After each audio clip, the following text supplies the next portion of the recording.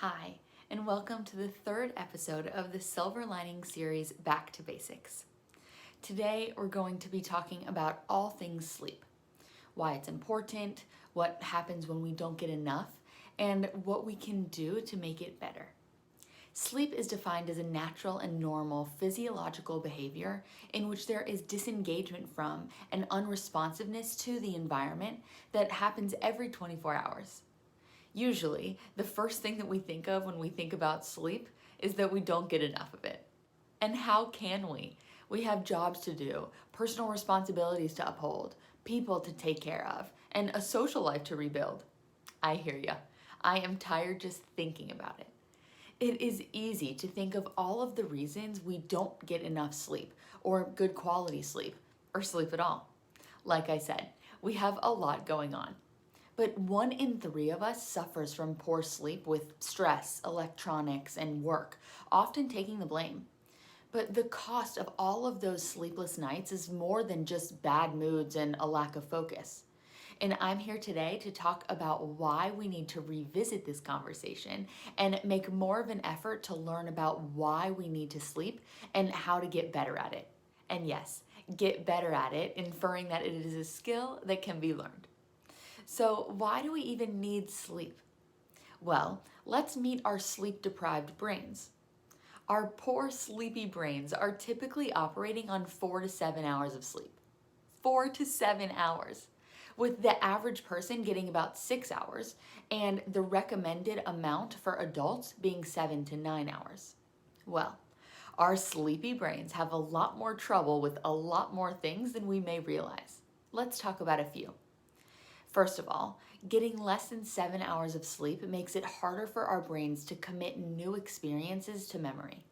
We're too tired to prune out the information that we don't need and store the stuff we do, leaving us feeling like we have amnesia all the time. Second, our sleepy brains also have a much harder time fighting off infections. One study showed that after 1 night of poor sleep, there was a 70% reduction in natural killer cell activity, our infection fighting assassins, and they were 3 times as likely to catch a cold. That is a concerning amount of immune deficiency.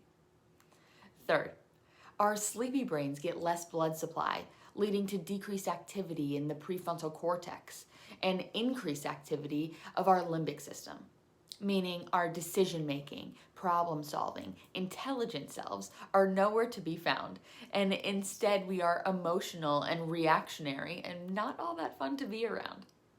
Fourth, our sleepy brains have a harder time managing weight gain because of reduced levels of leptin, the chemical that makes you feel full, and an increased level of ghrelin, the hunger stimulating hormone. Studies have shown that people who sleep less than 7 hours a day tend to gain more weight and have a higher risk of becoming obese. Fifth, our sleepy brains can cause damage to our cardiovascular system because when we don't get enough sleep, it doesn't have enough time to reboot, which causes our blood pressure and heart rate to rise, leaving us at a 200% increased risk for heart attacks. Daylight savings is the perfect and most terrifying example. Studies show that in the springtime, when we lose an hour of sleep, we see a 24% increase in heart attacks the following day. And in the fall, when we gain an hour of sleep, we see a 21% decrease in heart attacks. And you see the same profile for car accidents. And I could go on, but I won't, because it is entirely too depressing. The point is that lack of sleep impacts every aspect of well being, from a micro to macro scale, and is 100% something to pay more attention to. And although we like to pretend we can function totally fine on little to no sleep, the concept of masking tells a different story.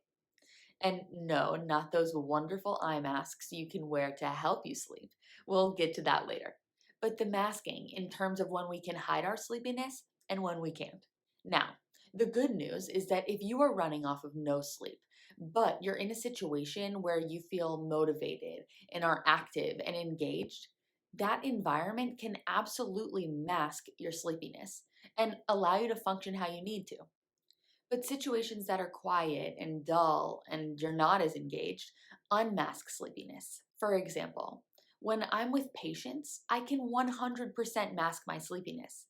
But when I go into my office to document, you can bet your bottom I am trying not to fall asleep after every sentence. Other examples would be when you're on a phone call versus when you're responding to emails, or when you're in a meeting about something you care about versus a meeting where you don't contribute. Masked versus unmasked. Good to know, but also not how we want to operate all of the time. You know the saying, you can sleep when you're dead? Well, that is terrible advice, as we just learned. We are out here trying to live, not just survive. Am I right? So, back to the goods.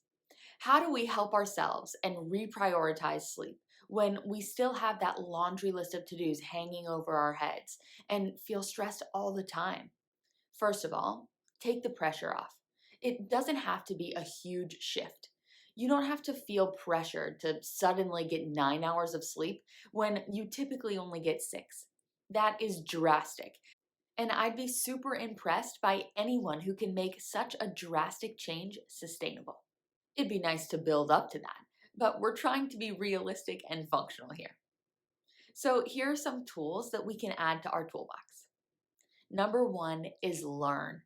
Learn about your body and how it works and why it works the way it does. The more you know, right?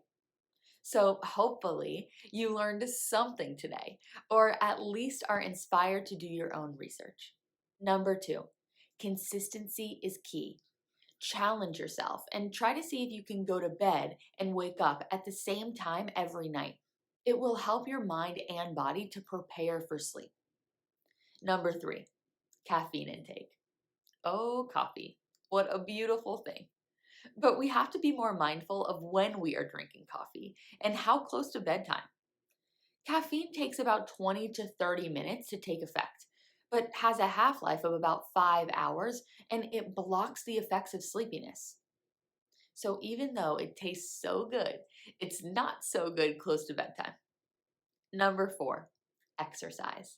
Intentionally moving your body during the day can help you wind down in the evenings. Which brings us to number five, develop a wind down routine. Savor that nighttime routine and make it sacred. And yes, that includes turning off electronics and shutting down social media. Our brains and bodies need to prepare for sleep, and having a good wind down routine preps the mind and body, allowing you to fall asleep with more ease. Number six, cool and dark. Now is the time to put on that beautiful eye mask to shut out the world and turn off your mind. Our bodies fall into sleep much easier in a cool and dark place. So, turn down the temp and snuggle up. And last but not least, number seven, keep it simple and make it a priority. Sleep is not an optional lifestyle luxury.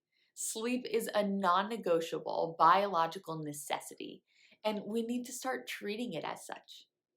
So, the silver lining is that sleep, like any other skill, is something that you can improve. You just have to practice. And what better opportunity than tonight?